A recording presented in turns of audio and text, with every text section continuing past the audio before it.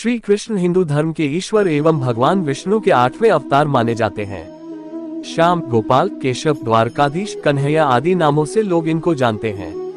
इन्होंने द्वापर युग में श्री कृष्ण का अवतार लिया था।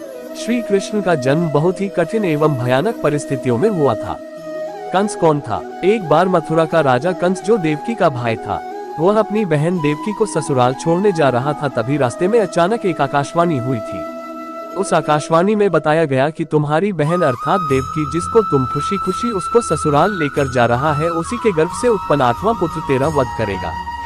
कंस डर गया। तभी उसने वासुदेव, देवकी के पति, जान से मार देने के लिए कहा। कंस कौन था?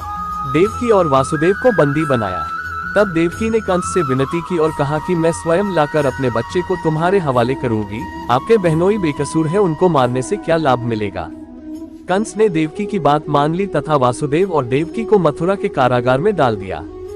कारागार में ही कुछ समय बाद देवकी और वासुदेव को एक बच्चे की प्राप्ति हुई। जैसे ही इस बात की सूचना कंस को पता चली, वो कारागार में आकर उस बच्चे को मार डाला। इसी प्रकार कंस ने देवकी और वासुदेव के एक एक करके 7 पुत्रों मार दिया। जब 8वें बच्चे की बारी आई तो कारागार में पहरा दुगना कर दिया गया। कारागार में बहुत से सैनिक तैनात कर दिए गए। भगवान श्री कृष्ण का जन्म। यशोदा और नंद ने देवकी और वासुदेव की समस्याओं को देख और उनके 8वें पुत्र की रक्षा करने का उपाय सोचा। जिस समय देवकी और वासुदेव के 8वें पुत्र ने जन्म लिया, उसी समय यशोदा और नंद के यहाँ एक पुत्री ने जन्म लिया, जो कि सिर्फ एक मायावी चाल थी। 8वें पुत्र के जन्म के बाद जिस कोठरी में देवकी और वासुदेव कैद थे, अचानक उसमें प्रकाश हुआ। हाथ में गदा, शंख धारण किए हुए चतुर्भुज रूप में भगवान विष्णु दिखाई दिए। देवकी और वासुदेव उनके चरणों में गिर पड़े। तभी भगवान ने कहा, मैं बच्चे का रूप पुनः ले लेता हूँ। तुम मुझे लेकर अपने मित्र नंद के पास जाकर रख दो और उनके यहाँ जन्मी पुत्री को लाकर कंस के हवाले कर दो। मुझे ज्ञात है इस समय यहाँ का वातावरण ठीक नहीं है, फिर भी तुम चिंता न करो। तुम्हारे जाते समय कारागार के सारे पहरेदार सो जाएंगे। कारागार का फाटक स्वयं खुल जाएगा। जल से उफनाती हुई यमुना रास्ता देगी। भारी वर्षा से नाग तुम्हारी और बच्चे की रक्षा करेगा। कृष्ण पहुँचे वृंदावन। वासुदेव जी शिशु श्री कृष्ण को सूप में रखकर निकल पड़े। उफनाती यमुना को पार करते हुए वे वृंदावन में नंद के घर जा पहुँचे। बच्चे को सुलाकर वे उनकी पुत्री को लेकर वापस आ गए। वापस पहुँचने के बाद फाटक स्वतः बंद हो गया। जैसे ही कंस को ये खबर मिली कि देवकी ने बच्चे को जन्म दिया है, वो तुरंत कारागार में आ गया। कंस ने जैसे ही उसको छीनकर पटक कर मारने की कोशिश की, वो बच्ची तुरंत हवा के उड़ गई और बोली, हे दुष्ट प्राणी, मुझे मारने से तुझको क्या मिलेगा? तेरा वध करने वाला वृंदावन जा पहुंचा है। इतना बोलकर वो गायब हो गई। कंस ने श्री कृष्ण का वध करने के लिए मायावी असुरों को भेजा। कंस बहुत भयभीत हुआ, क्योंकि उसका काल जन्म लेकर उसके चंगुल से बच गया था। अब कंस श्री कृष्ण को मारने के लिए परेशान रहने लगा। तब उसने पूतना नामक राक्षसी को श्री कृष्ण को मारने के लिए भेजा। पूतना ने एक सुंदर स्त्री का रूप धारण किया और श्री कृष्ण को अपने जहरीले स्तन से दूध पिलाने के लिए वृंदावन गई। श्री कृष्ण ने दूध पीते समय पूतना के स्तन को काट लिया। काटते ही पूतना अपने असली रूप में आ गई और उसकी मृत्यु हो गई। जब इस बात की सूचना कंस को मिली तो वो उदास एवं चिंतित हो गया। कुछ समय बाद ही उसने एक दूसरे राक्षस को श्री कृष्ण को मारने के लिए भेजा।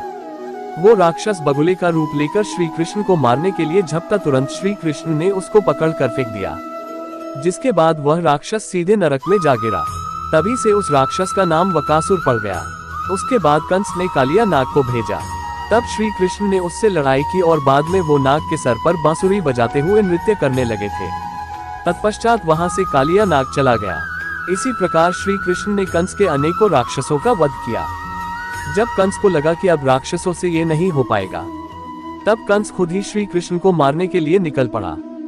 दोनों में युद्ध हुआ और श्री कृष्ण ने कंस का वध कर दिया। श्री कृष्ण रासलीला। श्री कृष्ण गोकुल में गोपियों के साथ रासलीला रचाते हुए और अपनी बांसुरी बजाते थे। सभी गोकुलवासी पशु पक्षी आदि उनकी बांसुरी की धुन सुनकर बड़े ही खुश होते थे और उनको ये आवाज बहुत प्रिय लगती थी। गोकुल में राधा से श्री कृष्ण प्रेम करते थे। कृष्ण बलराम की उज्जैन में शिक्षा। श्री कृष्ण का अज्ञातवास समाप्त हो रहा था तथा अब राज्य का भी भय हो रहा था। इसीलिए श्री कृष्ण और बलराम को शिक्षा दीक्षा के लिए उज्जैन भेज दिया गया। उज्जैन में दोनों भाइयों ने संदीपनी ऋषि के आश्रम में शिक्षा और दीक्षा प्राप्त करना आरंभ कर दिया। सुदामा से मित्रता व द्वारिकाधीश का पद। उसी आश्रम में श्री कृष्ण की मित्रता सुदामा से हुई। वे घनिष्ठ मित्र थे। उनकी मित्रता के चर्चे काफी दूर दूर तक थे। शिक्षा दीक्षा के साथ साथ अस्त्र शस्त्र का ज्ञान प्राप्त करके वे वापस आ गए तथा द्वारिकापुरी के राजा बन गए। श्री कृष्ण और रुक्मिणी का विवाह। मध्य प्रदेश के धार जिले में अमझेरा नामक एक कस्बा है। वहाँ उस समय राजा भीष्मक का राज्य था। उसके 5 पुत्र तथा एक बेहद ही सुंदर पुत्री थी। उसका नाम रुक्मिणी था। वो अपने आप को श्री कृष्ण को समर्पित कर चुकी थी। जब उसको उसकी सखियों द्वारा ये पता चला कि उसका विवाह तय कर दिया गया है, तब रुक्मिणी ने एक वृद्ध ब्राह्मण के हाथों श्री कृष्ण को संदेश भेजवा दिया। जैसे ही यह संदेश श्री कृष्ण को प्राप्त हुआ, वे वहां से तुरंत निकल पड़े।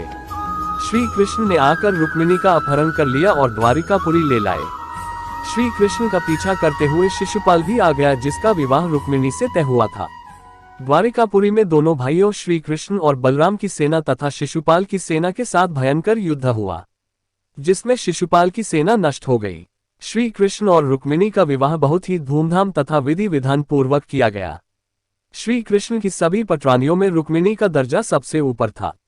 महाभारत में कृष्ण बने सारथी तथा श्रीमद् भगवद गीता का ज्ञान। श्री कृष्ण महाभारत के युद्ध में धनुर्धर अर्जुन के रथ के सारथी भी बने थे।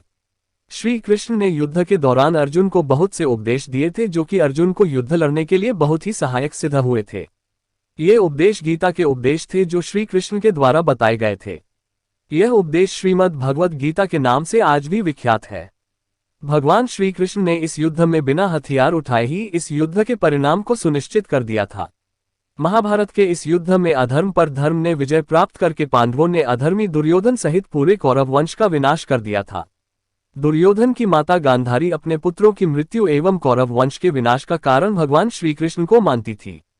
इसलिए इस युद्ध की समाप्ति के बाद जब भगवान श्री कृष्ण गांधारी को सांत्वना देने के लिए गए थे, तभी अपने पुत्रों के शोक में व्याकुल गांधारी ने क्रोधित होकर श्री कृष्ण को यह श्राप दे दिया कि जिस